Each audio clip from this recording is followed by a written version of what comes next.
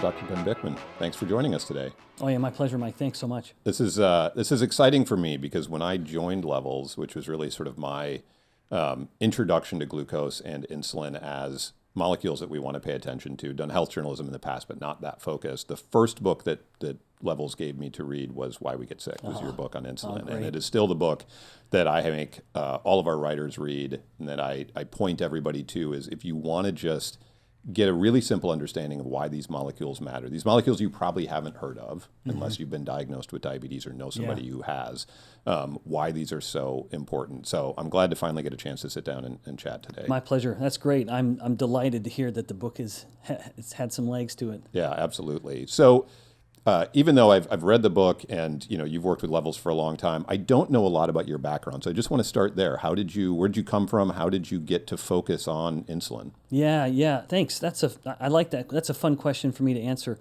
So I'm born and raised in a little town in Alberta, Canada, and my upbringing was a typical sort of, I guess, Gen X type kid where you're just out all the time. I loved physical activity. I loved exercise. So my undergraduate degree and my master's degree was in exercise physiology, where I imagined being a scientist who studied muscle. That was my, at the time, main interest, in part because of my past in some athletics. But during the course of my master's degree, when I was looking in the future and anticipating what I wanted to become an expert in, I stumbled on a paper that was written by the scientist's last name, Thomas LaGill, and it was from a Harvard lab, where his lab had just identified, and it was a big topic in the late 90s, it was the beginning of this subclinical chronic inflammation. That's the way it was described. So it wasn't like the inflammation was to the point in a patient or a human to the level of like a septic shock or sepsis, but there were detectable elevations in inflammatory cytokines. So it was subclinical because it wasn't causing overt disease, and yet it was persistent. They identified that the fat cell was the source of this subclinical chronic inflammation that always seemed to be creeping along with obesity. And that was one revelation for me at the time.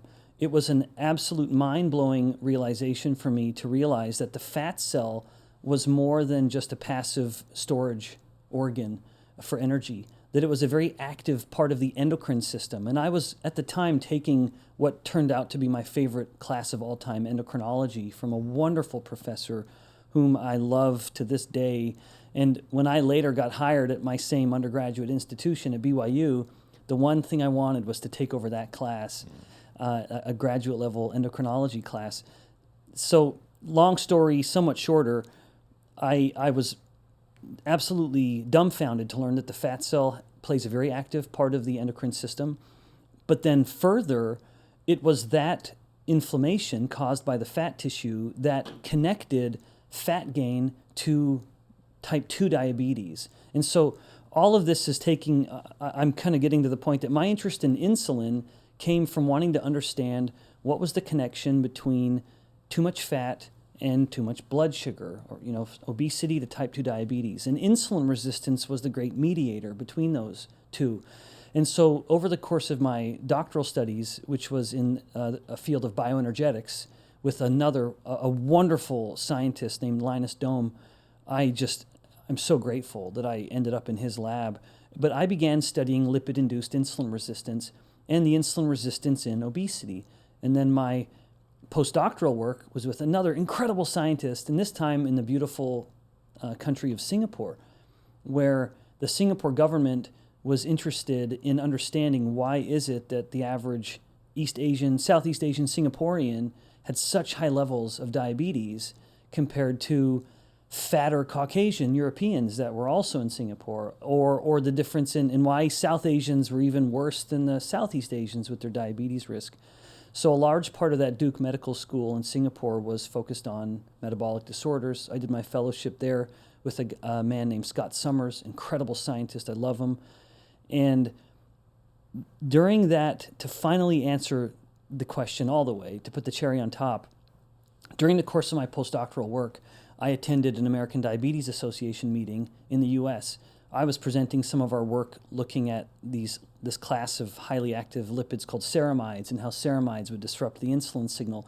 But I was struck by a session that was being held at the same time while I was there, and it was something like, is Alzheimer's disease the newest type of diabetes, or something like that. It was a very provocative title. Of course, scientists have to make things provocative to try to get people interested in attending their session. But I was struck by the fact that perhaps insulin resistance has a role in health or disease that goes beyond just type 2 diabetes. And that was the beginning of what ultimately became my book, Why We Get Sick, which was to better understand and then to share the fact that insulin resistance is actually a common pathology that connects virtually every chronic disease. All of these plagues of prosperity, despite their slight differences in origins, and each may have a distinct etiology, they will share a common core, at least to some degree. And that became much of my interest that goes beyond my university efforts, where I'm a professor and I love it. But I didn't want my career to be defined by how many papers I publish in peer-reviewed journals. Even as an academic, I appreciate the utility to that, but I also, as a non-academic, appreciate the limitations in actually relying on that to be a mechanism of sharing information. And so I thought, what would I want my career to be defined by outside of academia? And it would be these efforts to promote this metabolic awareness, or at least rather an appreciation of the metabolic origins of chronic disease, which is to say insulin became a professional obsession. Right. So interesting that those insights were coming about in the 90s. The idea of sort of that adipose tissue being an endocrine organ. I guess I would have assumed that we knew that in the 50s. No, so I think so let me clarify. That's a good point of clarification. It was a revelation to me at the time, but we had known that hormones like leptin and others were coming from the fat cell. I just hadn't learned that. Oh, got it. So for me, it was sort of a two-part revelation, which was learning that there were any hormones coming from the fat cell. I'd never heard that before, and because even now, you'd be very hard-pressed to find a classic or any modern endocrinology textbook that actually has a chapter devoted to adipose as an endocrine organ.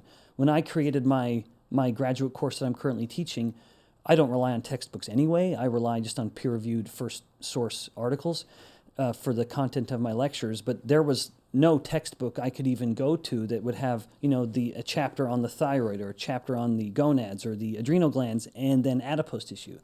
So it's just not, even now, it's not one of the canonical endocrine organs. So for me at the time, that's when I learned it, but it had likely already been known for decades.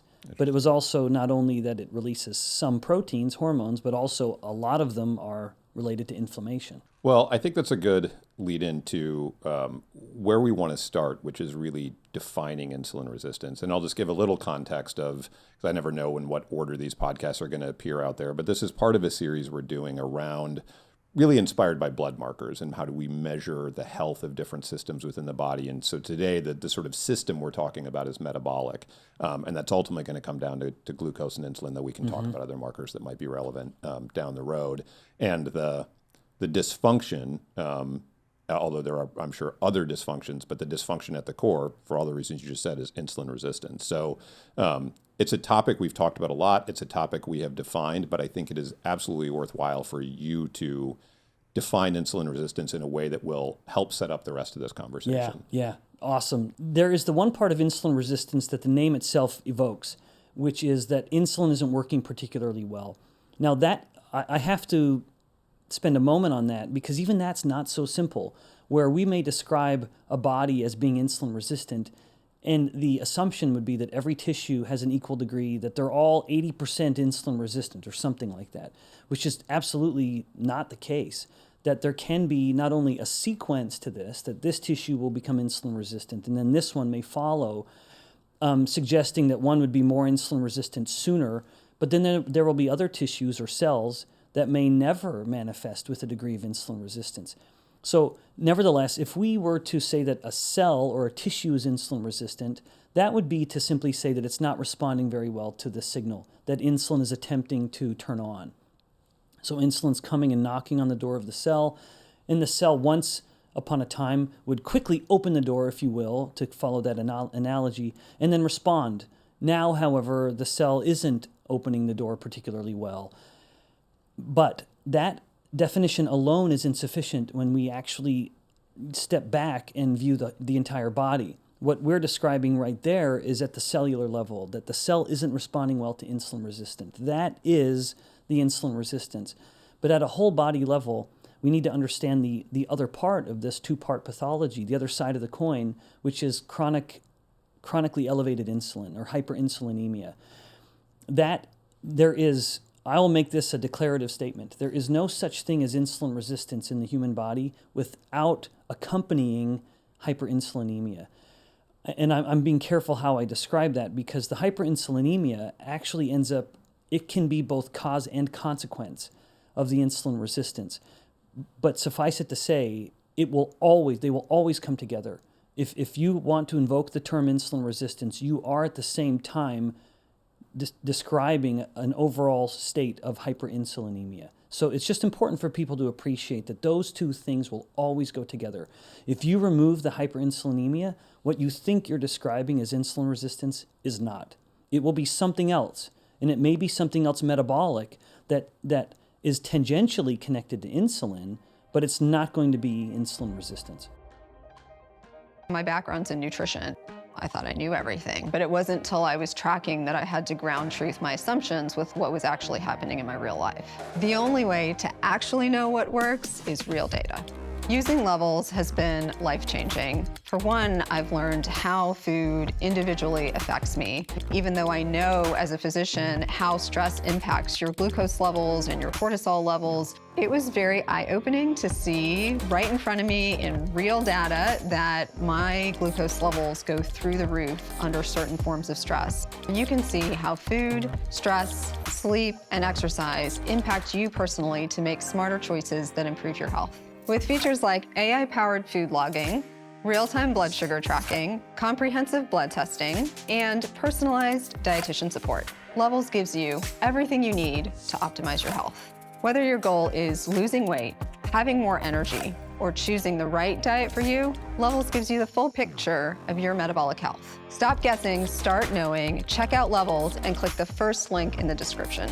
Now, back to the episode. So that cellular story, insulin's knocking on the door, the receptors that are supposed to respond are not. Can that happen in the absence of hyperinsulinemia, especially if the causal direction there is both ways? Yeah. What does that look like? I mean, maybe here's one way to phrase this. What is the sort of, you mentioned it can be both sort of cause and effect. What do those two scenarios look like? Yeah, that's a great question. Yeah, there are, so if you start in the level of the cell, there's going to be some intracellular mediator that is somehow blocking the insulin signal. So when insulin comes and knocks on the door, there would be a series of events. Like in my home, it would be someone knocks on the door, the dog barks, a kid answers the door, a kid yells for someone else to come to, there's going to be a series of events that happen before someone actually comes to the door and does whatever needs to happen. Within the cell and the insulin signal, there's going to be some intracellular mediator that blocks it. A lot of my work has focused on ceramides. Other scientists have focused on other active lipids in that process. But regardless, there will be some signal. So we could say whatever is going to cause a decayed insulin response at the cell must somehow increase the level of that intracellular mediator. To me, there are three primary causes of insulin resistance. And so that would address the situation of, can you make a cell insulin resistant without the incessant insulin stimulus? Insulin is one of them. So chronically elevated insulin. Now I'll back up for just a quick moment. When my own criteria at what would meet the metrics of qualifying something as a primary cause would be that it is capable of causing insulin resistance on its own without any other stimulus, and it has been validated in all three commonly used biomedical models: isolated cells, rodents, and humans. One of the three is insulin. So too much insulin will cause insulin resistance. So in that sense, it is a direct cause. Whether it's cells or animals or humans, you give any of those things a little more insulin, they'll become demonstrably less sensitive to the insulin. And that itself is just reflective of a fundamental biological principle. Too much of a something of a signal will cause a resistance to that signal. Now, the other two can occur in the absence of the hyperinsulinemia, which is stress and inflammation. I have published papers on both of them. In labs I've been in have published papers on both. So with stress, perhaps it's the endocrinology professor in me, stress is best defined as an endocrine state where you have the two primary stress hormones elevated, or one or both of them, cortisol and epinephrine. Anytime cortisol or epinephrine are elevated in cells, rodents, or humans, it will become insulin resistant, even in the absence of elevated insulin. And then the next one, last one, being inflammation. This was actually a big part of my postdoctoral work, to understand the degree to which inflammation could hijack this system, promote ceramide accrual within the cell, and then cause insulin resistance. But anytime a cell is getting a lot of pro-inflammatory cytokines coming to it, TNF-alpha or the interleukins or C-reactive protein, one that is commonly measured, the cell will become insulin resistant quite quickly. So of the three primary causes, one is insulin itself, but there are two others that you can have an insulin-independent cause, but then when we put it into the whole body, as that insulin resistance starts to progress, the hyperinsulinemia will now be a consequence to try to overcome the insulin resistance. So if a cell has become insulin resistant because of, say, cortisol, maybe a person is on immune therapy, they need an anti-inflammatory suppression, so they're taking a corticosteroid, which is going to be activating the stress system. The body's becoming insulin resistant. Within a few weeks, they will be very insulin resistant. If you measure their blood, they get the levels blood test, insulin levels are high. It's because now the insulin is trying to overcome the lack of response. So one molecule of insulin was coming and knocking on the door of the cell. It was insufficient to get the response that insulin was seeking. So now it's a mob of insulin coming and banging on the door of the cell. So insulin can be both the cause as one of the three primary causes, but if it's one of the other two primary causes, then hyperinsulinemia will be a consequence. Now, Mike, even as I've described all of this, I have to be quick to say the three primary causes are what I call increasingly fast insulin resistance, where those are stimuli, those three that are capable of causing insulin resistance within hours, and as the stimulus goes away, so too does the insulin resistance, almost that quickly. But there is a more subtle or a slow insulin resistance that is more tissue specific, and that's actually an idea sort of born from my experience of looking across ethnicities from my postdoctoral time in Singapore. And to this day, I collaborate with clinics in Singapore just to understand why is it that some ethnicities are further on that path of metabolic derangement despite looking like they're quite lean. So that's the more tissue-specific or slow insulin resistance, but it will still manifest with hyperinsulinemia. I want to come back to this difference between and explore a little more cellular versus tissue level insulin resistance. But just on that cellular story, if hyperinsulinemia is the cause, that's the one of the three, is there a relationship then? Does that drive the other two? Will that create states in which you start to get in other cells or in nearby cells or other tissues a stress-mediated or inflammation-mediated insulin resistance? That's a great question. It's not something I've ever considered, but I think it could, but it would be indirect. So as you were posing the question, I was thinking of the other two, stress and inflammation, and wondering how it could connect. One way, it would be indirect. Maybe for the sake of time, it would be, I think, indirect, where the hyperinsulinemia would be causing, and I'm kind of getting now to the tissue slow version of insulin resistance now, so I'll be careful not to go too far with that, but hyperinsulinemia promotes hypertrophy of fat cells. And when fat cells undergo hypertrophy, they become very pro-inflammatory, thereby vomiting out a host of pro-inflammatory cytokines, which will then promote systemic inflammation. So that would be an indirect mechanism via the fat cell, whereby hyperinsulinemia could do it. And then through the stress system, one interesting aspect of the stress system is the dynamics with glucose. So I could imagine a situation in which insulin-induced insulin resistance or hyperinsulinemia-induced insulin resistance could be creating perhaps disruption in glycemia, and that disrupted glycemia will stimulate, anytime the body starts to go hypoglycemic, that is actually the one thing the two stress hormones have in common. That as much as we look at cortisol and epinephrine as walking hand in hand through the body as part of the stress response, they actually are fantastically different. They come from different cell types. They have different origins in how they're produced, one being an amine hormone, one being a cholesterol-based hormone. They move through the blood differently. They act on their target cells differently. They have nothing in common except they both will spike blood glucose. And so if your insulin resistance and hyperinsulinemia is resulting in periods of hypoglycemia, you would be activating that stress response, which could be compounding the hyperinsulinemia-induced insulin resistance at the same time. Got it. So before we keep on this dive into insulin resistance, it's striking me it's probably worth taking a moment to talk more about what insulin does. We sort of take it as a given. Again, the very high level, I call it almost the cartoon narrative is insulin tells the cells to take up glucose. Our cells need glucose for energy. That's the sort of relationship.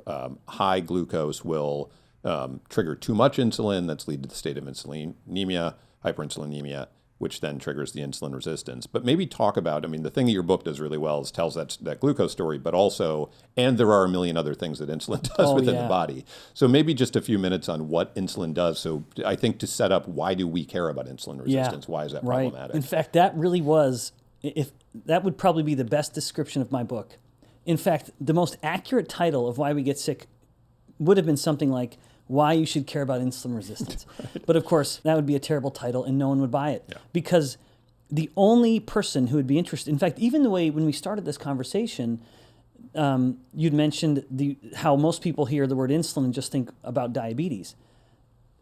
That would be the only people who would buy that book. Mm-hmm. Because most people, even very well-trained clinicians, in fact, I submit this is part of the problem with modern medicine, is that people can't disconnect insulin from glucose, which is fantastically unfair to insulin.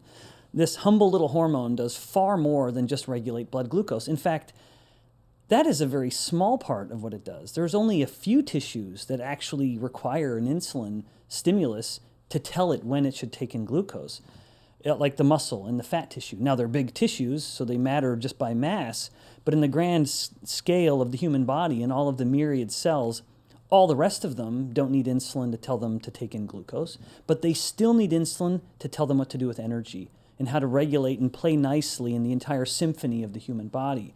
So insulin ends up being like a metabolic conductor, to go with that metaphor, where insulin is telling which part of the body to take in energy or to store it or to burn it. One of the best examples at helping people understand the role of insulin and why insulin resistance is so relevant from top to bottom in the body is looking at infertility.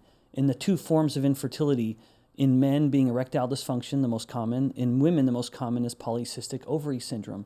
Both of those actually have an intimate connection to metabolism or metabolic health, which is to say to insulin, the ultimate metabolic hormone. But before I even mention that, I should just say that insulin literally affects every single cell of the body.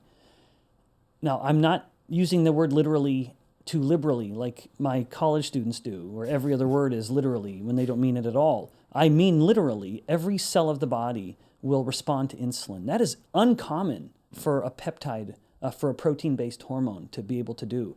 So insulin is in an elite class within the grand scale of hormones in that it will affect every cell. So the forms of infertility are a fascinating example of just how wide or broad insulin's effects are, but also how insulin resistance is that pathology with two parts, both decayed signal and hyperinsulinemia.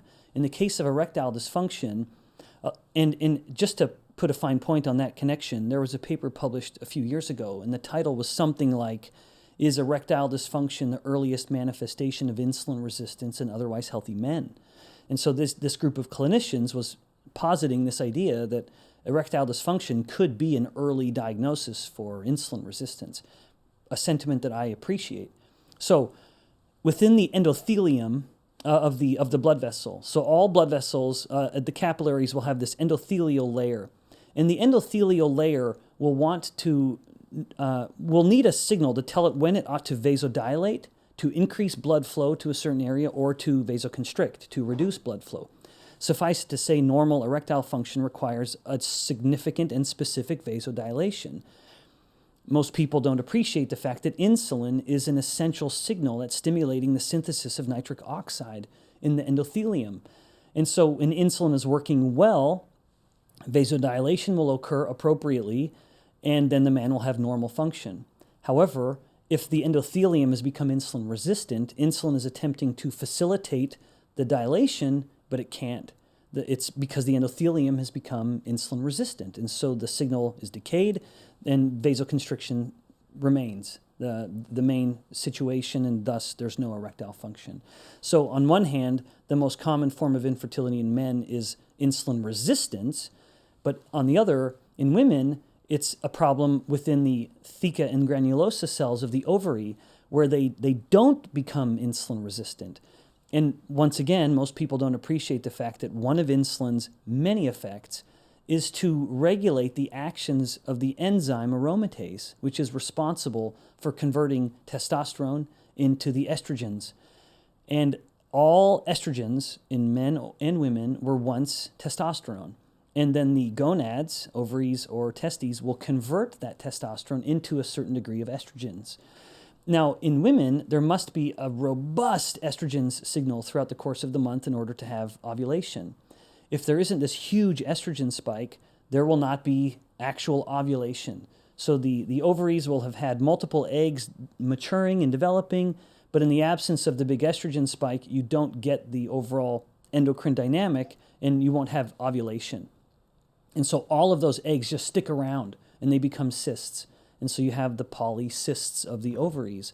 But all of it came back to insulin's mediating the conversion of testosterone to estrogens.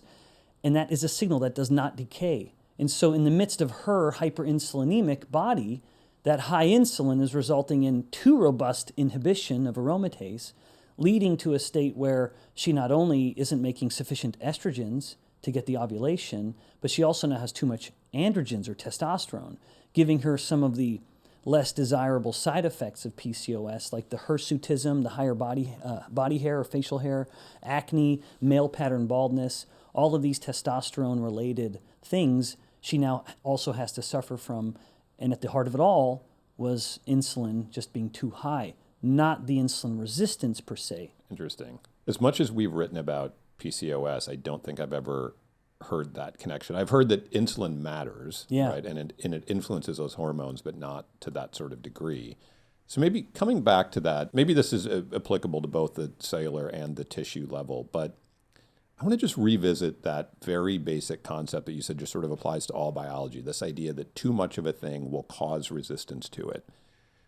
Why is that, and what is the sort of, what's the scale at play there, right? Is there a sort of tipping point to that, or is it a linear kind of response? And I guess particularly with insulin, you don't need to explain all molecules, but how does that work? It's always struck me as we tell this story as though it is linear, and yet it is true, and this is another question I have maybe down the road, but maybe this is part of the answer is everybody a little bit insulin resistant? Like, is there a progression of it that you can have individual cells or maybe parts of tissue that are or are not? Or is it a kind of tipping point thing? Yeah. Mike, well, that's a great question. I don't know. I wish that I could cite a specific threshold. So I have to speculate, but I'm pretty comfortable saying it's going to be a gradient, that there will be this mounting movement of as insulin's going up, it's going to be subtly decaying the signal, and as it keeps going, the signal continues to decay. I'm pretty comfortable stating it like that, but there probably is a range where, in fact, I would, just for the sake of clarity for the audience, I'd say it's probably mid-teens of insulin in microunits per mil. When I wrote Why We Get Sick, I wanted people to have actionable information. That's where I'm a bit of an uncommon academic. I really am driven by the desire to translate the science into something that a person could say, okay, now I know more and I know what to do. And so I actually scoured the literature to try to find what were the cutoffs, because you cannot rely on modern medicine, where the average insulin resistance is the most common health disorder worldwide. It doesn't matter where you are, United States included. So if you can, not only can you not find a consensus for what is good insulin levels, But if you're looking at your blood test and it's showing an insulin level of 25 and below is good, remember that's based on the average population, and the average people are insulin resistant. So that's already going to be too high. So for me, I'll answer this in two parts. One, it's absolutely going to be a gradient. That as you're cranking up the volume, you're at that hard rock concert, you're standing too close to the speakers. As the volume keeps getting cranked up, you're getting increasingly deaf to the volume. So too much of the signal resulting in a disruption of the signal. But at the same time, I think the average person who's going to go get their blood test, I have sort of different degrees, but just to make it simple, I think if you're seeing your insulin in the mid-teens consistently, that's a warning that you are. I actually put that in that kind of yellow light category.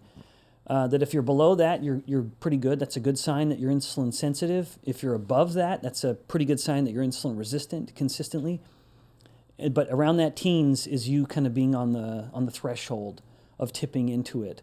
Now, of course, it is a gradient, as I just said, so it's not really a hard, fast rule, but it's a nice kind of actionable piece of information for someone to take away. But then you'd mentioned, is everyone to some degree insulin resistant? Yeah, just like how everybody wouldn't have an equal degree of hearing. What would be perfect hearing? I don't know. How would we define what is perfect total insulin sensitivity? I don't know how that would look, but it wouldn't look the same at all tissues, even within the same body. Someone's fat cells, which is the tissue that I believe becomes insulin resistant first in the slow version of insulin resistance, and that actually explains the ethnic differences. But someone may have a fat cell, it's the fat tissue that's becoming insulin resistant first, but someone else may have a liver that's becoming insulin resistant first because of the dripping of microbial content from the gut because of leaky gut, and the liver being on the front end of on the front lines of receiving that. So the liver has a lot of inflammation and insulin resistance. So unfortunately, everyone's going to be somewhere on that spectrum, and that's not even a bad thing, Mike. Not to hijack this into a different version of the conversation. As much as my work focuses on pathological insulin resistance, which is the insulin resistance that conveys a disease risk to it, whether it's Alzheimer's or infertility or hypertension or whatever, there is a realm in which insulin resistance is supposed to happen, which is physiological insulin resistance, and it's a temporary state, but there are the two P's of physiological insulin resistance: pregnancy and puberty. Everyone who goes through puberty is experiencing demonstrable insulin resistant. It's supposed to happen, and it's selective, and it's enhancing growth of certain tissues. So it's happening by design. Similarly, when a woman is pregnant, she needs certain tissues to be growing fantastically faster than anywhere else, any other part of the body. This selective, but still manifested at a whole level, insulin resistance will facilitate her body preparing for the metabolic marathon of pregnancy and helping the fetus, helping that baby grow appropriately. So even those states, in fact, pregnancy is a fascinating one where it talk about a gradient from day 0 of pregnancy to month 9. You can track it in almost a perfect kind of linear fashion, going up steadily. The moment the baby is born, insulin sensitivity returns quite quickly, all the more quickly if she is able to breastfeed, but that's a topic for another time. Right, and thus the relationship with gestational diabetes. Yeah, right? exactly. When that gets a little out of hand. Yeah, that's right. When the insulin resistance has gone so far that now she can't keep her glucose in check. But that brings us back, if you'll allow me to very quickly revisit part of how we started the conversation, which is modern medicine has coupled insulin and glucose so tightly together, they can't conceive a scenario in which, well, if glucose is high, of course your insulin is high. But if glucose is normal, of course your insulin is normal. I've had bizarrely circular conversations with very smart clinicians where I will say at the end of my talk, we need to be measuring fasting insulin to get an idea of insulin resistance status. And then they will say, well, why do we need to? We've already measured glucose. Then I will say, but glucose and insulin levels aren't going to be the same. And they'll say, well, they're always the same. We don't need to measure insulin if we're measuring glucose. And we just keep sort of talking in this bizarre circle. But to make it very, very clear, they're not the same. And if we want to understand insulin resistance, whether it's in pregnancy, puberty, or the pathological version of it all, we need to appreciate that insulin resistance is, at least in its earliest stages, and depending on which tissues have become insulin resistant, in what order, where insulin is elevated, but it's sufficiently capable of keeping blood glucose in check. But in the midst of this, because we have such a glucose-centric paradigm of modern medicine, not only are we missing the diagnosis, but we're also then diagnosing them with all of the problems of insulin resistance, not appreciating that they could have this metabolic foundation. We're giving them a blood pressure medication, or we're giving them a medication for their migraine headaches, or their fatty liver disease, or whatever, not knowing that, okay, this body actually is insulin resistant. We were just looking at a marker that in the fasted state isn't going to tell us as much. Now, in the dynamic state, with like CGMs, of course, that becomes much more useful than just a singular, I go in once a year and get a fasted blood glucose measurement. Right.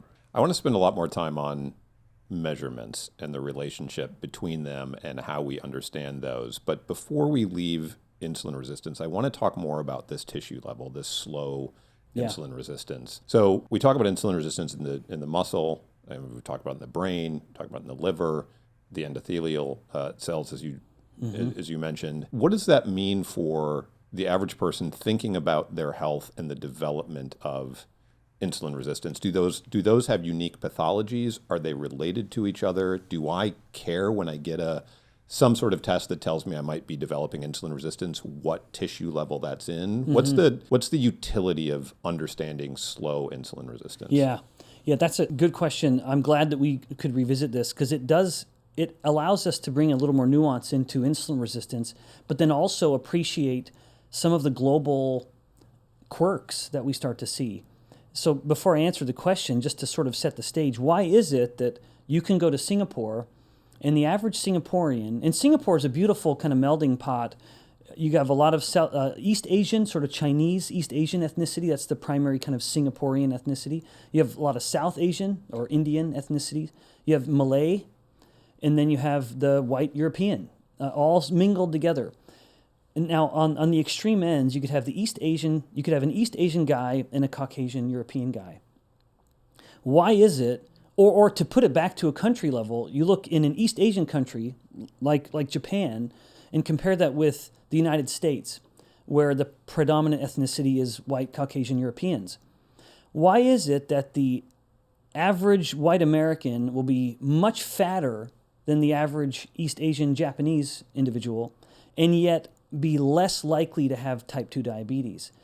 So to say all of this another way, why could some ethnicities be fat and metabolically okay, and then other ethnicities be relatively lean, maybe a little chubby, and yet already have deep type 2 diabetes? That comes to the slow version of insulin resistance that actually starts, I believe, with the fat cell. Now, when you start to talk about tissue level insulin resistance, there will be scientists who will say, well, it's the liver that becomes insulin resistant first. No, it's the muscle that becomes insulin resistant first. That's not true. They're all wrong. I'm putting my stamp on this. They're all wrong. It's the fat cell that will become insulin resistant first. Now, you can have those unique pathologies, but where say, like, it was leaky gut and the liver is at the front lines of receiving what's coming from the gut, and if it's getting a lot of pro-inflammatory material, the liver is going to become insulin resistant. But if the insulin resistance is starting at the liver or the muscle, you will not maintain normal glycemia. So the moment the muscle and the liver in particular are so powerful at regulating blood glucose that if they start to become insulin resistant, yes, you're going to have elevated insulin, but you will have elevated glucose. And so we've already gone into the formal sort of pre-diabetes, type 2 diabetes. But why is it that you can have people with elevated insulin for 10 or 20 years before the glucose ever changes? If it were those tissues that were falling first, you wouldn't have that. You would have more rapidly bumped up the glucose. So I firmly believe that the slow march of insulin resistance starts in the fat cell. And that explains why some ethnicities are further down that path at only modest elevations in body fat levels. So why is it that the Chinese, Japanese guy, you put 10 pounds of fat on his body and he's already type 2 diabetic? You put 10 pounds of fat on the white guy, or the black guy. Actually, whites and blacks kind of have this in common. They just are a little chubbier and don't look as good in their Speedo, which they shouldn't be wearing anyway because they're not in Europe. So here, what is the difference? It's the size of the fat cells. So our view on adipose tissue or obesity is incorrect, where we think it's all a matter of fat mass. No. The size of the fat cell matters more than the mass of fat that the body has. This also explains, even within ethnicities, why women are invariably fatter than their male counterparts and yet healthier in every metabolic marker. Well, if it were just a matter of fat mass, that should be impossible, because it's not a matter of fat mass, it's a matter of fat cell size. Some ethnicities, and women across all ethnicities can do this more than men, will have the ability that as there is a pressure to store more fat, they will make new fat cells. So they will activate a process called adipose hyperplasia, where the fat cells are able to multiply, if you will. Thus, this body type will have more fat cells, but they're all smaller. Small fat cells are very insulin sensitive and anti-inflammatory, thereby promoting an even further insulin sensitive state. In contrast, you could say the East Asian or the South Asian. In fact, there was one study that took adipose biopsies from South Asian men, compared it to Caucasian men, even though they were the same body fat level, and the South Asian men had fat cells that were about 4 or 5 times larger in volume than the fat cells from the same depot of fat in the Caucasian men. So you have this other group where if there's a pressure to store more fat, which is itself a whole other conversation, what makes the body store fat? Why does fat go up or down? But in this case, they're limited genetically. They don't have the proper genotype to switch on the synthesis of new fat cells. Thus, any pressure to store fat is stored up in larger and larger fat cells. That's a process called adipocyte hypertrophy. So hypertrophy, not hyperplasia, the multiplying, will create a very disadvantageous metabolic milieu where the fat cell will get so big that it will need to start limiting its growth. And in order to do that, it becomes insulin resistant, because insulin is a signal that tells the fat cell what to do with its calories, to store it as triglycerides. But as the fat cell is reaching a point of maximum dimension, it must become insulin resistant to stop its growth, lest it literally erode its own membrane and fall apart, which would be a very messy death. At the same time, as the fat cells are getting so big, they're pushing each other further and further from capillaries and its life-giving blood. And so in order to rectify the hypoxia or the suffocation, it will start releasing pro-inflammatory cytokines, because some of them will act like a trail of breadcrumbs for the capillary to sense and then start to follow and grow off or bud out a new capillary to feed the hypoxia or the hypoxic hypertrophic adipocytes. But at the same time, as that pro-inflammatory signal is moving through the body, it's further compounding the insulin resistance. Now, having said all of this, Mike, before I take too big of a breath with my long-winded answer, I would just say that here we actually have an opportunity to identify insulin resistance at what I believe is the very first place, the fat cell itself. And that is not only measuring the insulin, but then also measuring the product of what's coming from the insulin-resistant fat cell, which is free fatty acids. That's a very uncommon measurement. For example, when we look at the lipid profile, none of those will include free fatty acids. But it's such a beautiful example of the balance between endocrinology and metabolism that I can't help but mention it. In the normal human body, when insulin goes up, part of the mechanism whereby it promotes the growth of fat cell is by inhibiting lipolysis, or the breakdown of fat. So if insulin is up, you would expect free fatty acids, the product of lipolysis, to be down. That's in the postprandial or the fed state. We go out and we eat a lunch, we got some carbs in there, insulin goes up, then free fatty acids would be low. In contrast, we're fasting or we're eating low carb or we're exercising, insulin will go down, and then with insulin being down, lipolysis at the fat cell is disinhibited, so it's able to run now, so we'd expect free fatty acids to be up. So it's always one or the other. Now, however, coming back to the insulin resistance of the fat cell as it's undergone hypertrophy, both of them are high. So you have high insulin, and then you paradoxically have this metabolic oddity of also high free fatty acids. That's something called the ADIPO-IR index. In men, ideally, it's around 6. That's an arbitrary unit. Women, it's ideally around 9. Women naturally have higher free fatty acids than men do. They're more lipolytic, burning a little more fat than men are at any moment. So women are naturally a little higher. So that is one marker that's one of my favorites, but that is in part because it's a reflection of insulin resistant in that slow progression at its earliest tissue, namely the fat cells. why does all of that make you think that the fat cell is where insulin resistance starts? Yeah, because its metabolic demands are sufficiently modest that it is capable of of spreading the insulin resistance through the body and it becoming insulin resistant itself to prevent its bursting like an overfilled water balloon. But if it becomes insulin resistant, it will have minimal to no impact on underlying glucose levels. And so other tissues, and the big ones, like I don't see anyone making the case that it would say be the endothelial cells that are insulin resistant first or the brain that's insulin resistant first. It's absolutely possible, in which case it would be difficult to quantify and confirm that. The reason I put the fat first and then the other tissues like liver and muscle, which are other contenders for being the first one to fall, is for the reason I mentioned earlier, which is if those become insulin resistant, you will see changes in glucose. They're not going to have a normal glucose level anymore. The glucose is going to have been creeping up or immediately, almost lockstep with the insulin. But we don't commonly see that. Not that it can't happen, it can. Like I've already mentioned a couple times now, a situation where I could imagine the liver or like a hepatitis, like a specific liver infection influencing liver insulin resistance. I could see the liver becoming, or muscle disuse, sarcopenia. There could be a situation where it was the muscle, because we know disuse of muscles will cause muscle insulin resistant. I have some friends at the University of Utah who've really studied that well. So I don't mean to say that you can't have that, but for the average individual who's marching through life towards insulin resistance, I firmly say it's probably the fat cell.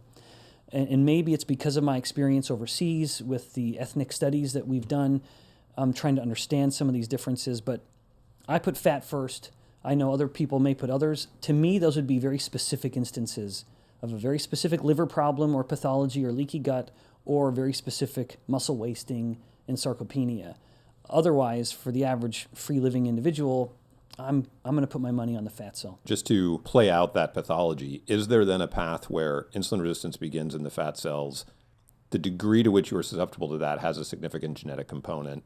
That insulin resistance then spreads to the other tissues? Can that lead the whole system, right? Because then you follow for me out that pathology. Yeah, absolutely right. In fact, I hope that I've explained it. I had intended to, where to me, fat falls first. And so that's just this, I'm saying it's first, implying that there's others to fall, right, where it's the first domino to bump into the next ones. And so if I were to imagine an average person, I bet it would be fat, then liver, because of where the liver is with regards to blood flow from at least visceral fat, where it is right downstream from visceral fat as well. The liver is the first responder in a lot of remarkable ways that should make us very grateful for the role of the liver. But if you have a lot of visceral fat, and visceral fat will almost exclusively grow through hypertrophy for reasons that I won't get into now, but that's why visceral fat is so problematic, because it does not have the potential for hyperplasia. It will only grow through hypertrophy. So that is then going to be belching out not only all of its free fatty acids, but also the pro-inflammatory cytokines, and the liver is going to be literally the first one to receive all of that. And so I would suspect it would be fat, then it spreads its insulin resistance to the liver, which is then spreading it anywhere to any varying degrees. And that, I think, would have a degree of individuality to it, where if a person starts to manifest with hypertension, well, then it was his endothelial cells that probably started to become insulin resistant in a systemic sense, staying constricted when they ought to be dilated. So the constriction resulting in higher blood pressure.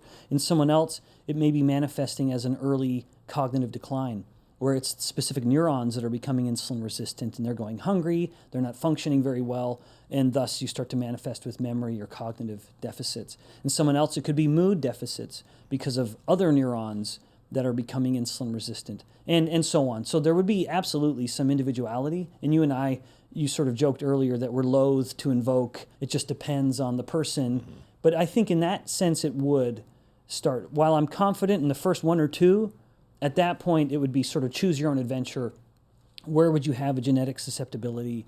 Is it your blood vessels? Is it your infertility? Is it your brain? That could be, I think, quite individual. Right.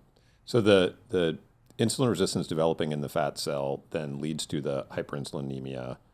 or could be both directions, but essentially getting back to that sort of cellular level. Yeah, but I would actually put insulin first. Okay. I didn't know how deep to get into this, but for me, if you even want to understand how the body is storing fat in the first place, as much as we still predominantly, and I know the Levels crowd will be more open to this, I think for the most part, we still very much have a calorie-centric view of, well, what would tell the fat cell to get big in the first place? Calories matter, but only insofar as the fat cell knows what to do with those calories. And that is an absolute exclamation mark statement that I'm not in any way wavering in my statement there, that in the absence of insulin, it is utterly and totally impossible for the fat cell to get big. And the proof positive of this is a condition in type 1 diabetes called diabulimia, where the type 1 diabetic maybe has learned in teenage years or so, most susceptible to these sorts of pressures, that all they need to do is deliberately underdose their insulin. And in the absence, in that one single signal, if you turn it down, it doesn't matter what else is happening in the body. It is totally impossible for that body to hold on to its body fat. They can be eating a caloric surplus. It can be a petite little 14-year-old girl eating 6,000 calories a day. And by deliberately underdosing her insulin, it creates a metabolic impossibility. She cannot store that energy as fat. Now, for reasons I won't get into, we're not breaking the laws of thermodynamics. I mean, my PhD is bioenergetics. And so while I'm called a heretic at denying thermodynamics, I actually, ironically, probably have a greater appreciation of thermodynamics and biology than anyone who's accusing me of being a denier. But I'm also smart enough and informed enough to appreciate the endocrinology and the essential endocrine signal, which is insulin. So all of that having been said, to understand why a body is storing more fat mass, you have to have a signal to tell the fat cell to store that energy, which is insulin. Then you have to have sufficient energy to fuel that storage, which is where the calories come in. So you do need both. I just end up focusing more on the insulin because it's the one that people either aren't aware of or are aware of but are doing their best to try to deny it. Right. And before we leave the science lesson here and get into some of the practical testing and what to do about this, the one other area I want to talk about is on the pancreas side, the actual, the beta cells that are sending out the insulin. So explain that part of the story. We've talked about the reception of insulin at the cellular level and in the tissue level, but what about the actual, again, the sort of common high-level narrative is as the body requires more insulin to respond to, it's stressing the beta cells. Yeah. And eventually they're just going to get tired and sort of, not actually crap out. It turns out maybe just de-differentiate, maybe just sort of go into a little bit of an offline state. But talk about what's happening in the pancreas as all this is going on. Yeah, it's great. So I'll need to just preface all of my answer by clarifying the state, which is type 2 diabetes. As much as I just got done talking about type 1, that is a totally different situation where it's autoimmune, you are targeting those cells for destruction, and that's just the genetic predisposition combined with an environmental trigger. So putting that to the side. With type 2 diabetes, I actually appreciate being able to discuss this because, once again, we have a fantastic misunderstanding of the progression of type 2 diabetes where commonly we within the biomedical realm will say insulin becomes insufficient to control blood glucose. Insufficient is a relative term, unfortunately, and it leads to a lot of confusion because the individual may hear that and they think, okay, insulin levels are too low. Well, too low relative to what? The problem with that view is that in type 2 diabetes, true type 2 diabetes, insulin will follow a bit of a journey where, let's say it started right here at my knee for the camera level. So here was the ideal insulin-sensitive state, and we're going to get into markers in a moment, so we will revisit this. Insulin is ideal right here at an insulin-sensitive state. But then over time, as the person's progressing through insulin resistance to type 2 diabetes, insulin is climbing. And then in some people, now it's a sort of divergence. Insulin can stay high in a person with type 2 diabetes because type 2 diabetes is now when the glucose levels start to climb. We don't define it based on insulin, if only. We would detect it a lot sooner if we did. But we define it by the glucose. So when glucose levels start to climb, that can happen when insulin is still really, really high. If, for example, the muscle and the liver have become insulin resistant. because the muscle is the main consumer of glucose. 80%, when someone's wearing their CGM and looking at the Levels app, 80% of what brings the glucose down is what's coming into the muscle. So the muscle is the great lion's share consumer of glucose. If it's becoming insulin resistant, that glucose is going to stay high. Similarly, if the liver becomes insulin resistant, now insulin can't signal to the liver to hold on to all the glucose, then the liver is too liberally breaking down the glucose to dump it into the blood, even if there's already a lot there. Insulin, the liver only knows what it should be doing if insulin tells it what to do. So as those two tissues become insulin resistant, then the glucose levels will start to climb. So you can have the individual whose insulin levels were climbing, and they stay high, but the glucose levels start to climb. In other people, the beta cells will start to have this combination of reduced beta cell, ultimately leading to reduced beta cell mass. So the beta cells are getting more and more abundant, and now they're starting to contract a bit in number. So in some people, you'll see that the insulin levels had gone from normal to really, really high to now kind of high, which really amplifies the hyperglycemia. Because now you're combining both the insulin resistant state with less insulin overall. Because the hyperinsulinemia, whether it was causing it or a consequence of it, it is a compensation, even in the midst of all of it. If a little bit of insulin wasn't working, well, then more maybe will work well enough to control blood sugar. Anyway, in some people, insulin stays really high. In other people, it will come down to high. It will never go to low. Never. If it's true type 2 diabetes and not a person who just coincidentally develops type 1, which can happen, then it will always still be high, multiples higher than where it should be. That's really important for people to understand. Because if you can appreciate that type 2 diabetes is always a state of hyperinsulinemia, then the term insulin is insufficient to control blood glucose becomes obviously more confusing, because that is a vague, undefined way of describing it. Insufficient? Well, sure, but what's the alternative? Pushing it right back up to here? But this is manifest, obviously, clinically, when you give a type 2 diabetic insulin. There has been meta-analysis after meta-analysis published documenting the health outcomes of giving a type 2 diabetic insulin therapy to control their glucose. And the more aggressively you're giving them insulin to control their blood glucose, even in the midst of normal glucose levels, you're killing them faster. Their risk of dying from heart disease triples. And that matters because heart disease is the leading cause of death for people with type 2 diabetes. And indeed, heart disease is the leading killer in the United States right now, and type 2 diabetes is the leading risk factor for it. And then again, tragically, if you give that type 2 diabetic insulin to try to control their glucose, it's not the glucose that's killing them, it's the hyperinsulinemia. But that's not the common view. The conventional clinical care only has that glucose-centric paradigm. And that leads us not only to miss the marker that matters more, which is the fasting insulin as opposed to the fasting glucose, but compounding the problem, it leads the clinician to prescribe the wrong approach, which is to say, well, if your glucose levels are high, I'm just going to give you insulin therapy. They not only have not measured the insulin, but now they're giving them more of what's killing them. It really is like giving an alcoholic another glass of wine, hoping that the extra alcohol will cure them of their alcoholism. You're giving them more of the very thing that's making them fat and killing them faster. And they do die faster. Heart disease triples, cancer mortality doubles, Alzheimer's risk doubles. You're making them fatter and killing them faster by giving them more of what's actually harming them. The glucose is the side effect. It's the symptom of the actual underlying problem. And back to the primary causes of insulin resistance, I very much contend that too much insulin is the main cause of insulin resistance.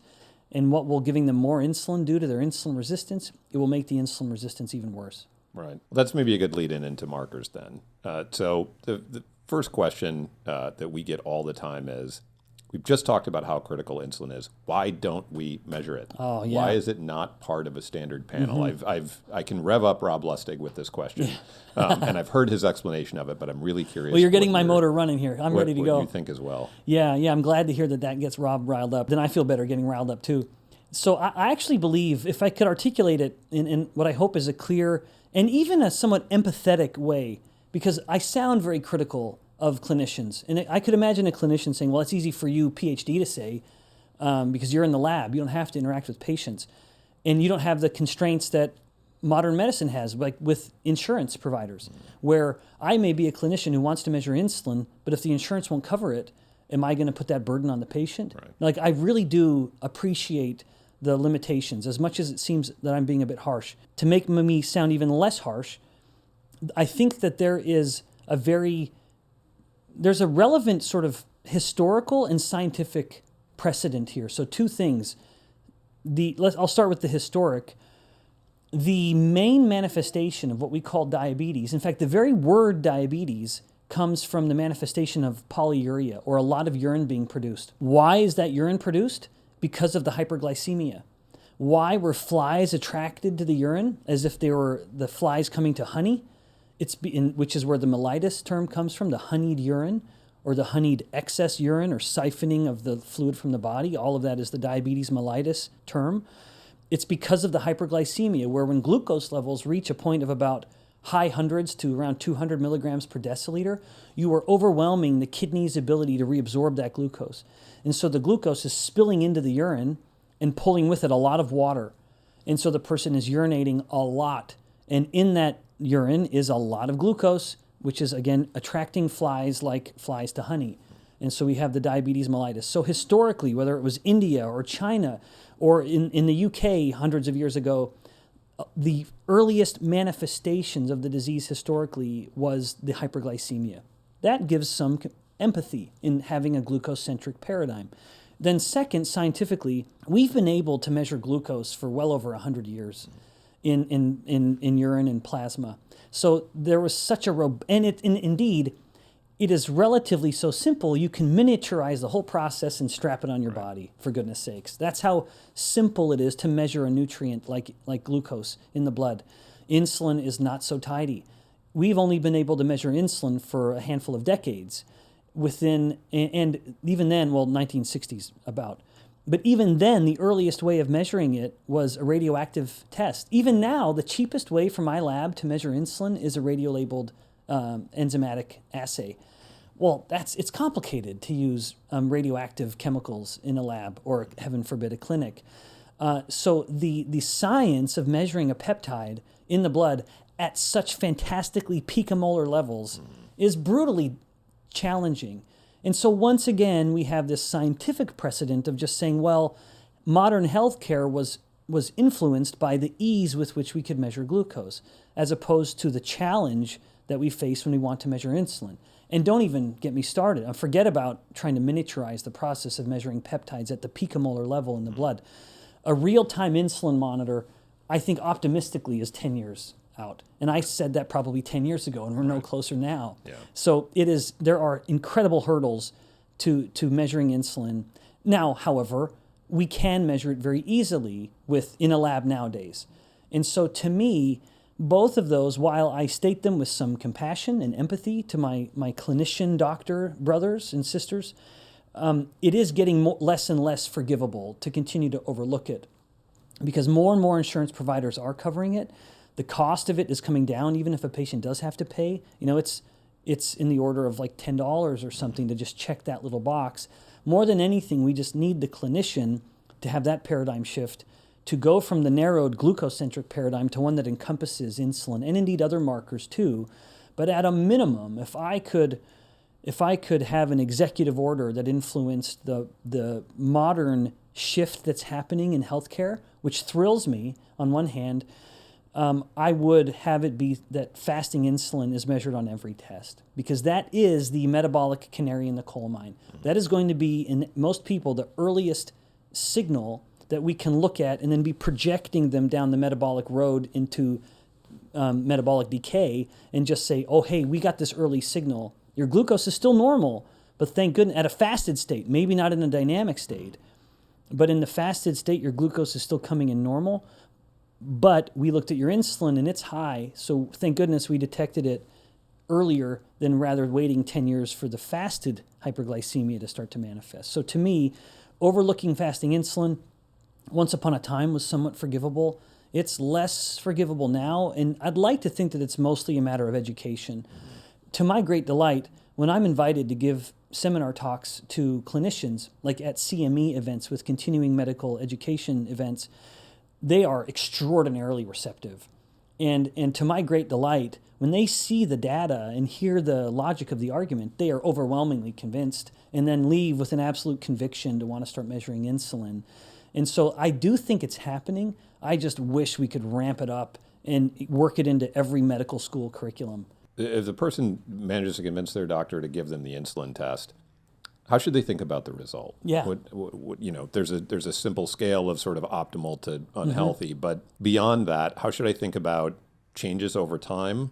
And how should I think about that result in relationship to other relevant markers? Yeah, that's a great question. So I'll mention my sort of 3 categories of good, maybe good, and then warning, which is 6 microunits per mil and less is generally going to be a really good sign that you are insulin sensitive.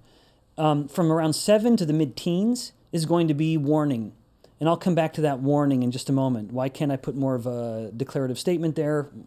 There's some wiggle room here with insulin. So from 7 to around mid-teens, that's going to be a bit of a warning where you might be all right, but you might not be. And then if it's anything high teens and beyond, that's very likely a warning sign you are insulin resistant. Now, why do I have that wiggle room? It's because insulin wiggles. Like most hormones, it has a circadian rhythm to it. And it's possible that when that person went in for their fasted test, they simply got measured at the peak. And they go in another time, or their sibling goes in at the same time, and they got measured a few hours differently than them, and they actually got measured at their low point. So it's important to realize that, like many hormones, insulin has a wiggle to it. Now, it's not as big as some, like cortisol, for example, which has a much bigger rhythm, or growth hormone, which has a much bigger rhythm. Insulin still has one. And that's all the more relevant because it exists in such low levels. Insulin is so powerful that it is able to do what it wants to do at these picomole levels. So it's really, really strong. So if someone looks at their insulin measurement and thinks, well, I'm in that kind of middle area that Ben mentioned, how can I get a little more clarity? And you'd mentioned other markers. I actually think one of the most overlooked markers is a simple ratio that you can get from your normal lipid panel. The lipid panel is always going to have total cholesterol, LDL cholesterol, HDL cholesterol, and triglycerides. Take those last 2. The triglyceride to HDL ratio is a really good surrogate for insulin resistance. It's actually also a good surrogate for cardiovascular risk. But for insulin resistance, if that take your triglycerides number, divide it by your HDL cholesterol number, and if that answer is 1.5 or less, that's a good sign that you're insulin sensitive. And again, that's just because that surrogate tracks really well with insulin levels, and it's going to be a little more stable. So if your insulin level was in the mid-teens and you're a little concerned, the lipids don't have that variability. If you've gone into that, 8 to 12 hours fasted, it's going to be just running at a flat line, and will for the next, almost 24 hours maybe, depending on your exercise and stuff. But insulin will continue to be a little noisy. Those 2 are going to be rock solid. So look at the triglyceride to HDL ratio. If it's above 1.5, that's a warning problem area. Below, that's a good sign. And the lower, generally, the better. And why is that a useful proxy? What's actually going on in the body that those 2 things are related? Yeah. Well, that's just further reflection of how powerful insulin is with regards to controlling all metabolism. In fact, when I'm asked to give insulin a singular definition to explain what it does everywhere, it controls metabolism. It tells cells in the body, by extension, what to do with the energy that it has access to. Triglycerides and even HDL are not exempt from this. So on the HDL side, it's a little more modest, but hyperinsulinemia will accelerate HDL influx into the liver. So it'll clear more HDL from the plasma more rapidly, thereby giving a lower HDL. At the same time, there's no signal in the body that is going to stimulate the synthesis of new fats from the liver more than insulin does. So when insulin goes up, it's telling the liver that there's an abundance of energy and that we want to store fat in fat tissue. While insulin can tell fat tissue itself to store fat, it also recruits the liver to help with that process. And so it will activate lipogenesis, the process of synthesizing new fats, and then the liver will take free fatty acids, bind them into a triglyceride, and then dump them into the blood in the form or carried on a triglyceride-rich lipoprotein like VLDL and LDL. And we would detect that as higher triglycerides. So the hyperinsulinemia, not the insulin resistance, will both reduce HDL and at the same time it will be increasing triglycerides.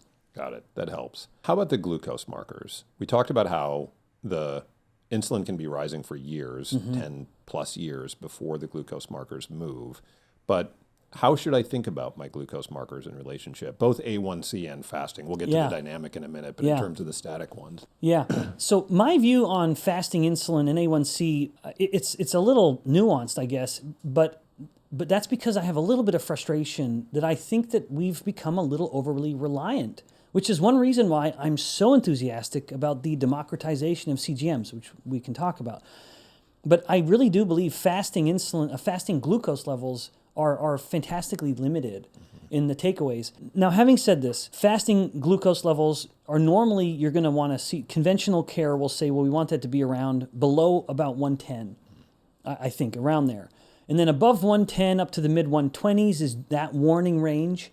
And then mid-120s and beyond is, boy, you're type 2 diabetic, time to drug you up for conventional clinical care, unfortunately. However, before I leave the fasting glucose behind, I think it's important to note that if you were to look backwards in the past 60 years or so, you would find that what was considered the threshold for diabetes and problem glucose levels has becoming increasingly more strict. So I can't remember the specific numbers, but once upon a time, type 2 diabetes was defined at around 150 milligrams per deciliter.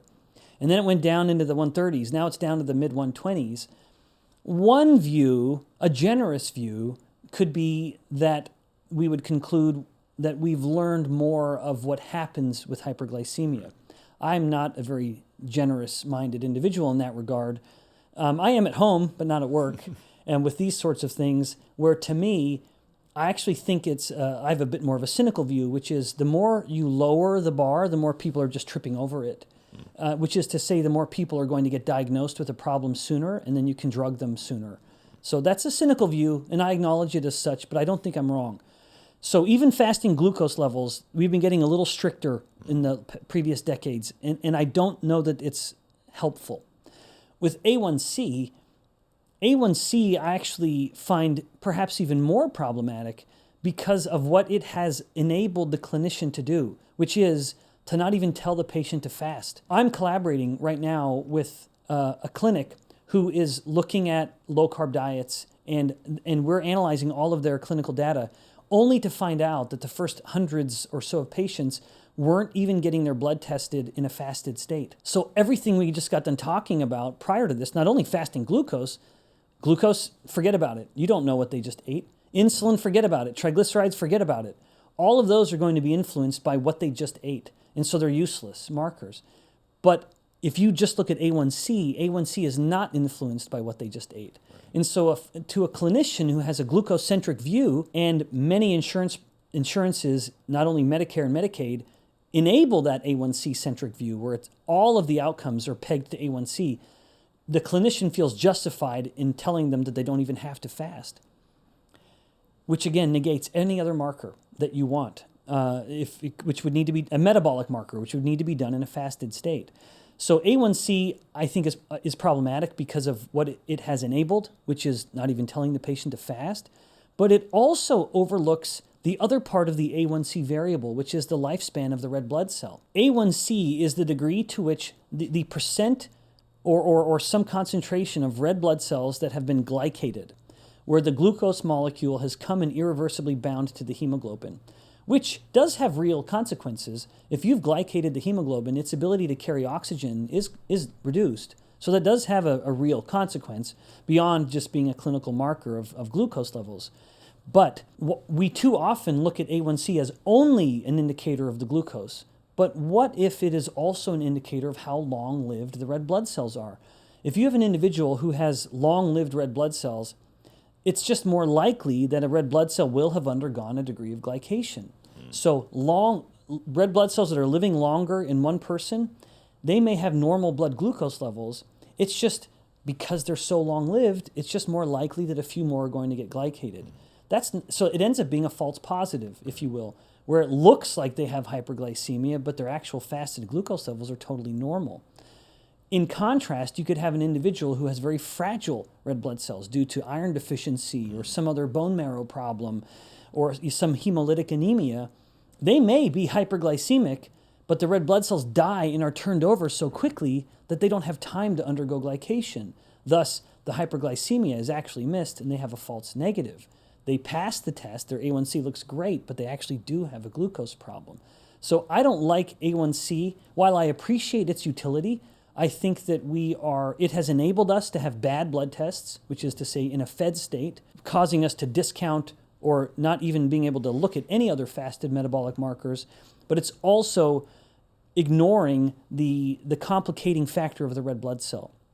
As an aside, this is one reason why I believe people who go on very nutrient-dense carnivore diets may notice that their A1C is going up, all in the midst of having ideal blood glucose levels. I think it's because their red blood cells are living long. They have such an abundance of iron in the diet and such an abundance of all the necessary lipids for the membranes, omega-3s included, that they just have really robust red blood cells. Interesting. So the story that emerges when we think about these markers, whether it's fasting glucose or A1C and insulin, if we're getting these all tested, is that if my insulin is low, that would suggest that I have good metabolic health and that therefore my glucose markers should be, setting aside, food and those kinds of things that could be influencing it. But if I'm properly fasted, those glucose markers should be healthy. And yet the thing we see a lot from folks who get these things tested is they come to us with the confusion because they've read my blog and they've read that story and they go, how come I'm having borderline pre-diabetic A1C, but my insulin is still under 10? It's still kind of healthy. Why do these discordant results happen? Yeah, well, I can only speculate now. So I'm leaving the realm of solid peer-reviewed studies behind, unfortunately, only because I'm unaware of evidence that has looked at that particular situation. So I have to speculate a little bit, unfortunately. But it'll all be based in sound science. So one, the easiest answer would be they're measuring their insulin at the low point. That actually their insulin is a little high and it's in that somewhat troublesome range. Now someone would say, yeah, but Ben, I'm measuring it multiple times and it's always good. All right, well then that helps us. And moreover, the triglyceride to HDL ratio may be supporting and giving a supporting number that suggests good insulin sensitivity. Then I think that we get into this realm of speculation. The first point of speculation for me would be, I don't want to give birth to a new term, but a glucagon dominance. Throughout this conversation, I've actually tried and been successful at not bringing in the alpha cell and glucagon. You mentioned the pancreas earlier, and I actually wondered whether I ought to bring it up then. Right next to every beta cell is an alpha cell. And the beta cell is making its insulin, trying to reduce blood glucose. The alpha cell is the yang to the yin here, and it's creating glucagon, whose singular job is to increase blood glucose. So it puts them at odds. Some people have alpha cell insulin resistance. Dr. Roger Unger identified this, and he is really the face of it, a legendary scientist. Anyone who wants to learn more about the glucagon-centric etiology of type 1 diabetes, I implore you, look up the work of Roger Unger. It is fascinating what he was able to show by just tweaking glucagon. Back to this situation, in fact, we have a paper that we've not published yet. We're working through the massive amount of data that Levels actually funded. And it was to answer the question, why is it that some people on a low-carb diet have either a sticky high glucose or the glucose, in other words, it doesn't come down or it goes up, paradoxically. What we found by giving people isolated macronutrient meals, they had a singular load of carbohydrate, a singular load of fat in the form of olive oil, a singular load of protein in the form of whey. When people ate whey, some people had a dramatic glucagon response. Some people didn't. The people we found that had a more dramatic glucagon response were the same people who tended to have underlying constantly elevated glucose levels in the low hundreds, even in the midst of a very low carbohydrate diet, if their dietary logs are to be believed, which we have to just assume they're reliable. So again, to say that all another way, we found that some people were responding to dietary protein with a much higher glucagon response than other people were, and those were the same people who tended to have this paradoxical increase in blood glucose levels, all while adhering to a low carbohydrate diet. So it could be this individual component of alpha cells, for reasons that I can't even speculate on, just responding a little too much to the amino acid load, which is at the heart of the stimulus. Certain amino acids are going to stimulate glucagon release.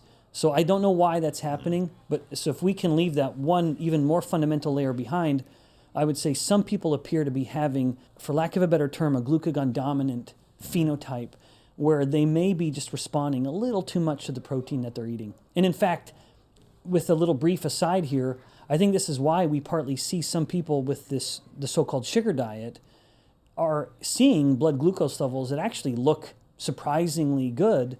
I think you'd see the same thing if they went on like a pure fat diet. Some people just have an enhanced response to protein than other people. I'm not saying we should look at that as problematic or not, but I think we clearly show that it's the case, and hopefully we'll publish those results soon. Let's talk about the dynamic test then. So we've got something like an oral glucose tolerance test, which people who are pregnant would undergo, Yep. Otherwise don't tend to get those. And then you've got something like a CGM, continuous glucose monitor, which is going to tell you your glucose over time. How do you think about using those tools to understand insulin resistance, and are they in some ways more instructive than even the fasting insulin, because you're essentially watching your insulin response in real time? Yeah. In fact, that's a nice way of phrasing it. Could the dynamic glucose be more reflective of a metabolic problem than any of the fasted levels? Yeah, I actually think it could be. As painful as it is for me to put insulin in a corner here, I think any dynamic test with glucose and or insulin, I mean, of course, if you add insulin to that, now you're really cooking with gas, but we can't do that really at the moment, not easily, at least, certainly not in someone's own home like the CGM can do. But yeah, I think that these same people who may say, well, my insulin levels are coming in normal all the time, and yet my glucose isn't, all the more reason to look at the dynamic response, that if you are a person who goes and eats, 50 to 60 or so grams of carbohydrate, like a couple pieces of bread, and you're watching that glucose, and if it hasn't come back down to below 100 in 2 hours, that's a pretty good sign that there's a problem, that you should have seen that drop, especially if your insulin levels are good in the single digits. That should be a reflection of insulin sensitivity. And yet, if your glucose tolerance is such that it's not dropped back to below 100 at 2 hours, you're not responding well to glucose, which it is a different thing. It's important to note that glucose tolerance is not the same as insulin sensitivity. This is why people will say ignorantly that a ketogenic or a low-carb diet causes physiological insulin resistance. That is laughably wrong. And we ought to laugh at them who say this so that they stop saying it and they feel humiliated, because it's just a wrong view.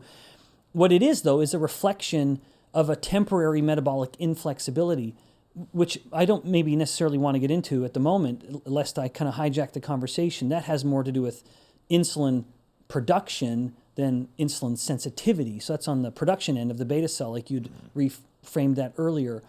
But all of that to the side, if you don't see that rise and drop within that 2 hour span, that's an absolute warning sign. Similarly, if you find you eat a carbohydrate heavy load and you not only go high, but then you go quite low, that's also a sign of an insulin dynamic that is aberrant, where the insulin has gone too high. That's reflecting a hyperinsulinemia in a pre-diabetic state to go really low. And there can be some compounding factors, like did you get up and start moving around in the midst of this, which could force you to go a little low than you would have otherwise gone. But if you just ate that carbohydrate load and you're sitting down just quietly working or reading, you go high and you don't get back down within 2 hours, but then when you do go down, you go really low. That's another warning. So that rebound hypoglycemia is another thing that you would only identify in a dynamic case. Now, Mike, you'd actually mentioned pregnancy. Just to honor my darling wife and our 3 pregnancies that we went through with our 3 darling babies, usually darling babies, kids. Now, they're not babies. I still call them my babies. But she is a petite gal. So I just want to have an emotional connection with any of the moms that may be listening to this and share my frustration with the way that test is done, which is it is a standard load of glucose regardless of body type. And that should not be the case. It leads to false positives in petite women, like my petite wife. She is a small body. And for her to clear the same amount of glucose as, say, a 6'2" woman who has 100 more pounds of body mass than her, she's going to clear it really easily, the bigger gal. even she's big and healthy. There's just so much more body with which to clear the glucose. And so I think that another waving of my magic scientific wand, if I could change healthcare, would be to make that be body weight based.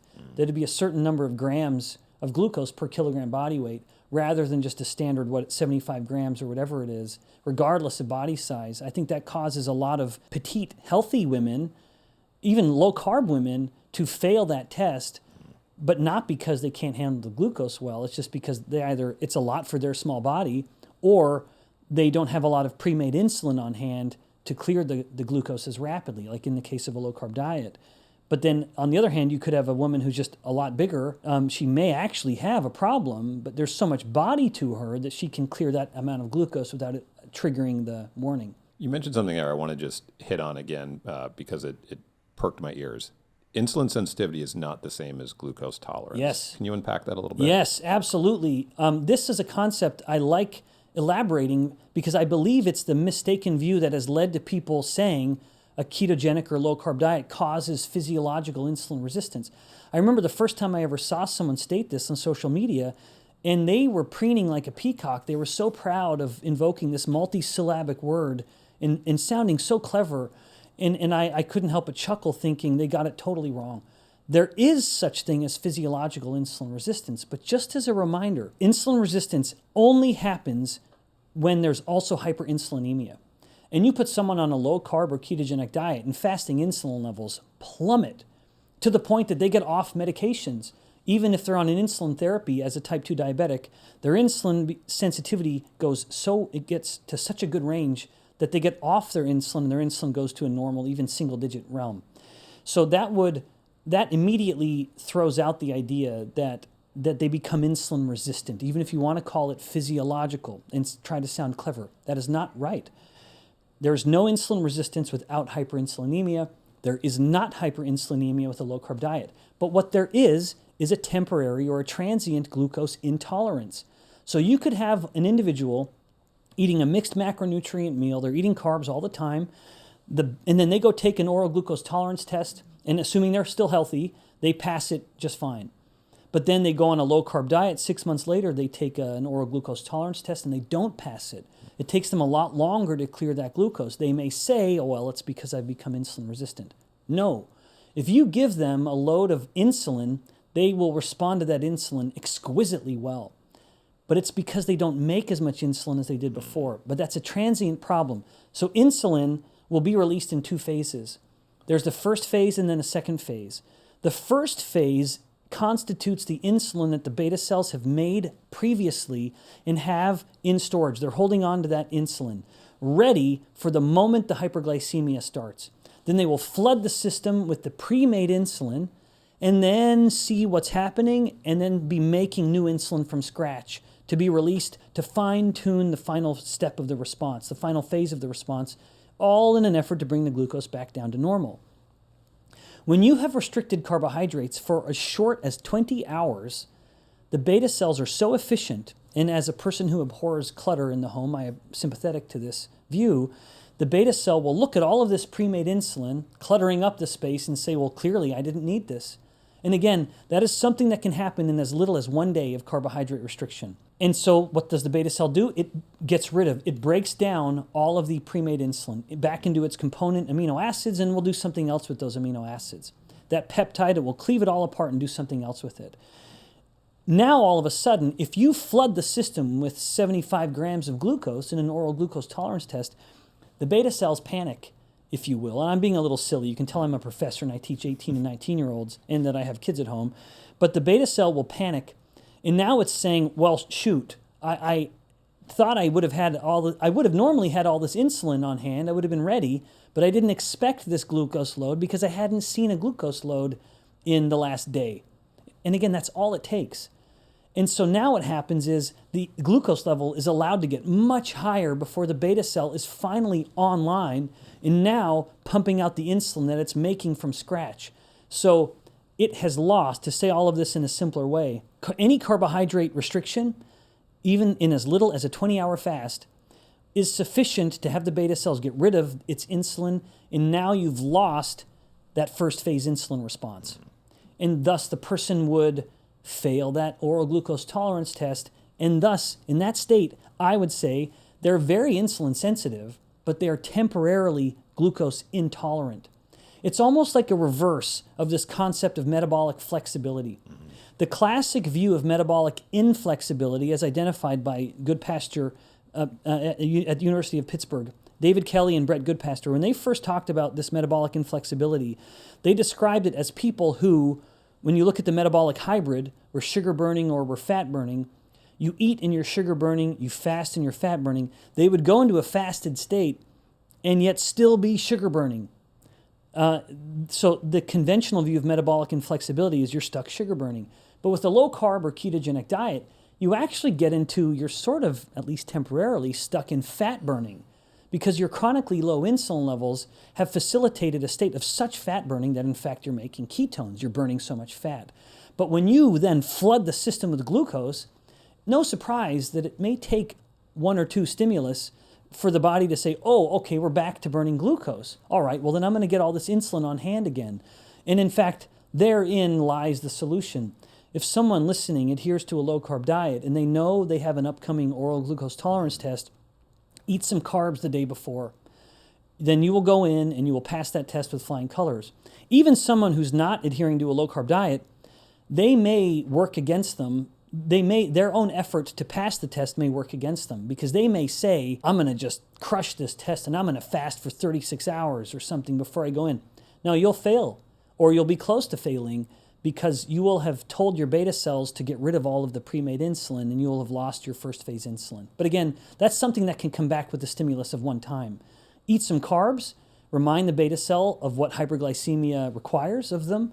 They will put their insulin back in place on the shelves, and so when you go in for that test, they'll have both phases ready to go and you'll pass it really well. One more question on the dynamic test, because we help folks get a CGM, we help them watch their glucose curve for the first time, and one of the things we're always sort of combating is people freaking out about a spike. Yeah. How do you think about the shape of a glucose curve if you're wanting to help somebody understand their metabolic health, which is to say probably their insulin resistance? What shapes are you looking for and what shapes concern you? Yeah, well, one of the things I like about the Levels app is that it can appreciate the area under the curve. So I do think it's important to point out, as much as I have a view, which is that carbohydrates are the main dietary problem, and I'm very confident in that view, I don't like to imply that any moment of hyperglycemia is problematic. I think that's overly simplistic. To me, it would be how long does it take to come back rather than the peak. That I think would be more reflective of a problem. And then second, what happens when it comes down? Does it stay down or does it now start swinging everywhere up and down for the next 4 hours? Mm-hmm. So that variability is also problematic. And it is pathogenic. It's harmful. A paper was just published within the past 6 months finding that retrospectively, when they looked at a group of patients in their cognitive decline, they found that it wasn't underlying hyperglycemia that was the most predictive metabolic variable of early stage Alzheimer's. It was the glycemic variability. It was they're coming in and it's high, then it's low, it's high, then it's low. So that itself, I think, is where the dynamic monitoring of the CGM becomes tremendously helpful and insightful. So to me, an individual spike, I think that's quite benign. Now, the more often it's happening, we would have to appreciate that behind every spike would be an insulin response that was a little longer. And the more frequently you're stacking those together, the more you are living a life of constant hyperinsulinemia. And insulin, I believe, is the main driver of insulin resistance. So it comes back to that behind-the-scenes character here of insulin. But one individual spike, particularly, of course, we're assuming it's food-induced and not exercise-induced or the noise of a sauna or something, But if it's a food-induced spike, I would say rather than the spike, appreciate the frequency with which it's happening. Are you spiking often? Well, that's going to start to stack up, I would submit. How long does it take to come back down? And then what happens when it comes back down? In other words, does it start to lead to a lot of static? Or when it comes down, does it just quiet back out again? And is that pattern of glucose variability post-spike as part of the sort of recovery, what's that reflecting within my physiology? Yeah. So that's a great question. I think it's probably reflective of some erratic insulin production. that it's a burst of insulin and then it went too far and you went into a rebound hypoglycemia, which would then lead to a burst of, say, epinephrine or glucagon, which then leads to another shot of insulin because those two overshot. So I think it would be some interplay between insulin at a minimum and then maybe some of these other counter insulin hormones playing off each other. I'm speculating a lot, but that does want me to be professor for just another moment. Insulin is so good at lowering glucose levels that it takes a small army of other hormones to offset. And that is glucagon and growth hormone and cortisol and epinephrine. All of those hormones, what they have in common is a desire to increase blood glucose. And just that one little insulin at its picomolar concentrations is so powerful that it alone will work to challenge that little mob of hormones. But to look at the dynamic changes, I think it would be some interplay between the two, like bouncing the ping pong ball back and forth. So metabolic dysfunction can manifest not only in that too high area under the curve, that prolonged spike, meaning you're not getting the rapid or appropriate response that you want, but also a sort of erratic response can also be representative of some level of metabolic dysfunction. Absolutely. In fact, when people are looking at the CGM, I would encourage them to consider both of those. Okay. In the last few minutes we have left, I want to get to probably the meat of this, which is what do we do about it? Yeah. You mentioned carbs before. I think the really simple story is if you've got insulin resistance, if you've got hyperinsulinemia going on, if you've got high glucose, cut the carbs out. One of the things, again, we try to be careful to tell people is we're not saying everybody has to go keto. There are very healthy ways to eat carbs. We're concerned about sugar and refined carbs. So maybe talk a little bit about the carb story, but I also want to talk about what else can we do beyond just cutting carbs if we're concerned about our metabolic health. Yeah, so my view, there are 3 macronutrients, and I think macros matter most. And so we got to manage our macros. I start with carbs because I do believe it's the main culprit. And so my maxim is control carbs. Now that can have varying levels of rigor to it, but at a minimum, to me, the average person who's worried about metabolic health, stop getting your carbs from bags and boxes with barcodes. Whole fruits and vegetables, enjoy them liberally. Eat them, don't drink them, but enjoy them liberally. But then again, the more processed, the more you avoid them. That's it. Now, if someone is a type 2 diabetic, a raging type 2 diabetic, I once heard an endocrinologist say, and it's something I appreciated, fruit is a candy to a type 2 diabetic. So there are some fruits that they would need to be careful with, like the more tropical fruits, bananas, pineapples, mangoes. But for the most part, whole fruits and vegetables, enjoy them. So that's, to me, control carbs. Next, the next two kind of come together because in nature they do, which is prioritize protein and don't fear fat. And by that I mean don't fear the fat that comes with the protein. And, more and more, I even have a view that sort of revisits the old butter in the coffee approach that I think that some people can really thrive by doing these fat fasts, which is they're not eating anything, but they're just drinking in their chocolate electrolyte drink, or, in the absence of any other calories, they're adding a little butter.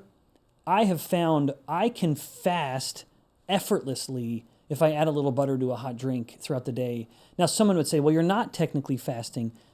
I have 2 versions of a fast as a metabolic scientist. You have a caloric fast, which is you're not taking any calories in, or you have a metabolic fast, which is you are setting up the metabolic milieu in the body to behave as if it's fasting, which is to say insulin is low. Insulin is the hormone of the fed state, as Dr. George Cahill described it, a legend in the realm of fasting science. It was insulin being high that defined the fed state. It's insulin being low that defined the fasted state. And as far as the cells are concerned, if insulin is low, autophagy is happening and the body is in a fasted state. So I think there's a good justification for if someone wants to go on a fast and wants it to be somewhat easier, then add a little butter to that warm drink. So those are the 3 rules for me that pertain to each of the macros. Now, you'd mentioned some other things. There are some hacks that you can add on to your glucose to help, like supplements like berberine. I'm a huge advocate of apple cider vinegar. It works surprisingly well. And then I'm an advocate of a small, brief moment of physical activity after your most carb-heavy meal. Just getting up and walking for 10 or 15 minutes. The moment the muscle starts moving, it will start taking in glucose in the absence of insulin. The contracting muscle has a back door, if you will, to say, insulin, I can't wait on you. I know I'm hungry because I'm up and moving. I'm just going to pull the glucose in. And you will correct that glycemic excursion much more quickly, even to the point of like it's 50% of what it would be otherwise. So there are, in the moment, sort of hacks like that. I would also say, in the interest of just overall health, I actually credit the Levels app as helping me identify one of the most problematic habits I had with sleep. I have always been not always. The moment our kids were born, I became a bad sleeper. And that was born from my desire to be just the best husband in the world and give my darling sleep-deprived wife a break. And so if the kids woke up and they'd already been nursed, I was on night duty. And that has just put me in a position where I'm still a terrible sleeper, even though my kids are all well beyond that stage now. But I found that I would go to bed and I'd be wondering, why am I so hot? Why am I so anxious? My heart is pounding. And the easy answer was, well, it's anxiety. And yet I would think, I'm not anxious about anything. Everything's fine. Everything's okay. I didn't realize what I was doing every evening when I would indulge in some little treats and I'd go to bed hyperglycemic. And I credit the CGM for helping me identify this. Most people don't appreciate that when you are hyperglycemic, you activate your sympathetic nervous system. And the sympathetic nervous system is the fight or flight response. That's a terrible time to activate the fight or flight response when you're trying to go parasympathetic and go to bed. And so I would say, if you want to indulge in a carbohydrate-heavy meal, put it at earlier in the day. In fact, for me, the best time to eat, if you know you're going to eat a carb-heavy meal, let it be lunch. Or at a minimum, let it just be your early dinner. At worst, it's at bedtime. Which unfortunately is when most people find they want carbs the most. No one is sitting around on an evening craving protein and fat. Right. No, we're craving carbs, and that's the worst time to eat it. Well, the last thing I want to leave us with, because this is the message that I try to get out to folks when I'm talking to them about this, is how reversible all of this is. There's a lot of things that can go wrong in the body that are awfully hard to move. But the thing I find fascinating about insulin resistance is that, again, setting aside sort of type 1 and autoimmune condition, but type 2 and that level of insulin resistance can be changed, right? Yes. We can make the cells pay attention again. We can make the beta cells, some evidence they can come back from this sort of state of being a little bit quiet or sort of offline. How easy is maybe the wrong word, but how reversible is an insulin resistant state? Yeah, Mike, you framed that so well. I even like how careful you were with the word easy, because I'm quick to note that while the principles are simple, the implementation of the principles is not easy, because we start to talk about deep-seated habits, dare I say addictions, when it comes to eating. So I appreciate that you said that, and I want anyone listening to not think that I'm painting this in an overly simplistic way. The concept is simple and remarkably effective, but that doesn't mean it's easy to implement, which is why I'm such an advocate of these external technologies, which become somewhat internal, literally, where we can monitor what's happening and we can have an objective, quantifiable thing telling us what's actually happening. Not to mention a coach or someone else, but the CGM becomes its own coach in a way, which again is the reason I'm such an advocate of it. But the concept is simple. The reversibility is the good news. It's sort of the gospel of metabolic health. The good news is that these are very reversible problems because they are lifestyle. So it is lifestyle that caused it. So whether it's the culprit or the cure, it is generally what we're eating and how much we're eating of it. So when and how much we're eating. So back to those manage the macro principles, I would encourage people to take those seriously. And then the timeline of it, we actually published a report working with a local clinician who's become a good friend. I sort of convinced him of this metabolic theory of chronic disease. And we did a case study of 11 people in his clinic who were just diagnosed with type 2 diabetes. And in this case series, they were left with a decision. Do you want to leave the office with a prescription for a medication, or having been just diagnosed with type 2 diabetes? Or do you leave with a prescription for changing your lifestyle, according to the 3 principles I just outlined? These 11 people chose the lifestyle. Within 90 days, not a single one of them had a diabetic marker. So you can take someone who is in the throes of type 2 diabetes, and in as little as 90 days, without a pill popped or a syringe injected, they can have reversed the problem entirely to the point that there is not a single marker that reflects the disease state.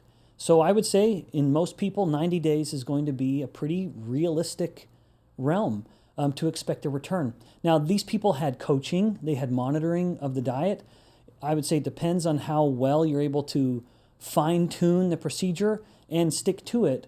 But and just of course the individuality of the chaos of biology needs to be accounted as well. But to me, the good news is you can take someone who has been on this pathway to metabolic hell through purgatory for years, and they can get to metabolic paradise in a substantially shorter time than it took them to get to where they are, to the depths.